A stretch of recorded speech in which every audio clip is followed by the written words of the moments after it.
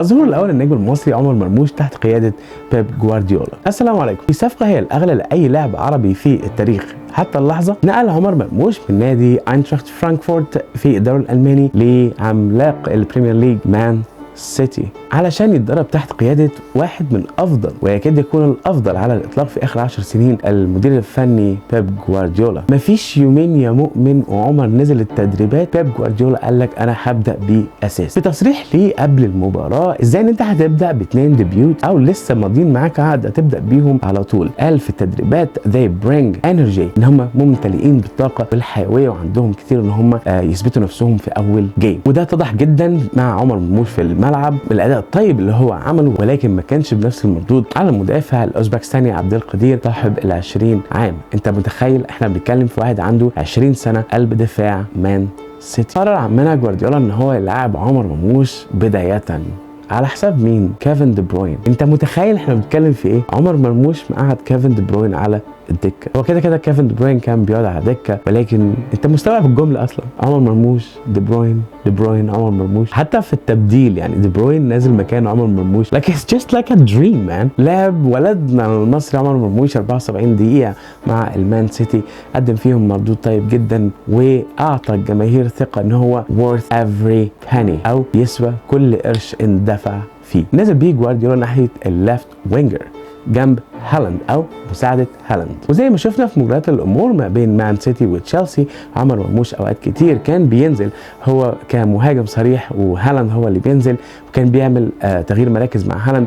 كذلك الامر مع فودن ناحيه اليمين كان بيعمل تغيير مراكز مع هالاند، سواء هالاند كان بينزل هو اللي يكون محط التحضير وفودن ومرموش بيطلعوا على الاجنحه، وبعد كده هالاند يكمل في النص، او ساعات كتير مرموش بيضم مع هالاند جوه في حاله الباك الشمال لما بيكون طاير ناحيه الشمال عشان يرفع لهم عرضيه او يعمل باس بره ال 18. الجبهه اللي بيلعب فيها عمر مرموش اللي هي الليفت وينج دي كان بيلعب فيها جاك جريليش، يعني كان محتكرها حرفيا، ولكن طبعا احنا كلنا عارفين ان جاك جريليش يعني العلاقات ما بينه وما بين بيب جوارديولا مش افضل حاجه، وفي كلام كتير ان هو هيمشي.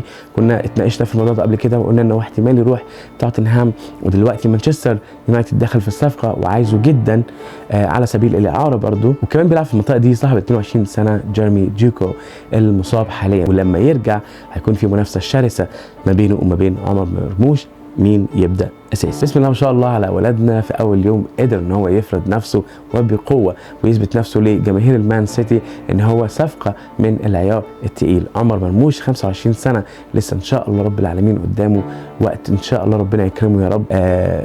احنا كلنا دلوقتي لايك مان سيتي فانز يو نو. انا من النهارده يا جماعه انا اعلن تأييدي وتشجيعي للمان سيتي. I'm a big Man City fan now. وزي ما كلنا شفنا ان عمر مرموش كان بيتحرك في كل مكان في الملعب، خاصه من بره 18 كان بياخد تحركات جميله جدا، وده اللي انا قلته ما بين الشوطين في بوست عملته على الفيسبوك، ان الناس الميد فيلدرز مش شايفين او مش متعودين على تحركات عمر مرموش. لسه كان بياخد اماكن اكتر من رائعه، كان بيظبط نفسه على اللاين بتاع التسلل على قد ما يقدر. اي نعم هو وقع في تسلل بعد ما احرز هدف، ولكن هو الراجل كانت دماغه حاضره. الشيء اللي بس اللي كان لافت للنظر ان عمر مرموش العامل البدني شويه بدا ان هو يقل في الدقيقه لجوارديولا او دقيقتين بالظبط قبل ما جوارديولا يخرج وينزل كيفن دي بروين، ودي حاجه عاديه جدا وطبيعيه جدا. الفتنس ليفل في المانيا غير خالص الفتنس ليفل في انجلترا، الدوري الانجليزي اسرع واقوى، فان شاء الله رب العالمين الفتره الجايه عمر مرموش بالتدريبات هيقدر ان هو يفهم زمايله وزمايله يفهموه، وانا متفائل له خير جدا ان هو هيكون واحد من الاعمده الرئيسيه اللي هتقدر تنتشل المان سيتي من الكبوه اللي هو فيها. وده التصريح اللي قاله بيب جوارديولا بعد المباراه، واللي اكد على الكلام اللي قلناه ما بين الشوطين ان المدافعين الميدفيلدرز محتاجين ان هم يعملوا كوميونيكيشن مع عمر مرموش اي تو اي، ويلعب مره المدافعين يلعب في المساحات. عمر مرموش ما شاء الله عليه سريع مهاري، عينه كويسه على الجون، بدا ان هو يكون حافظ هالاند، لان حته تغيير المراكز ما بينه وبين هالاند كان فيها يعني انسجام كانهم بيلعبوا من زمان يعني، ودي حاجه تحسب له بصراحه. بسم الله ما شاء الله عليه، بسم الله ما شاء الله.